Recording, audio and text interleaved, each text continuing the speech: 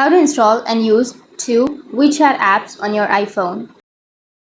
So if you want to install and use two WeChat apps on your iPhone, then if you're using your Android, then you will have this WeChat application, right? So if you simply tap and hold on to that application, you will have an option of app clone. So if you simply tap on the app clone option, then you'll be able to have two WeChat apps. If you go and search for WeChat, then here you will have two WeChat apps, right? But in your iPhones, you don't have that option. If you have that option, you can simply go with clone option, and then you can use or install two WeChat apps. But if you don't have that option, then what you need to do is simply go with your app store, and once you're under the app store, you need to search for copy app or clone app, something like that. And once you search for the copy app, you will get the dual space multi app.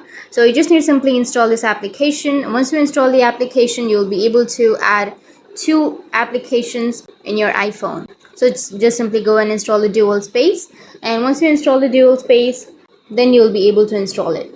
So that's it, and if you have any questions, feel free to comment below. Thanks for watching.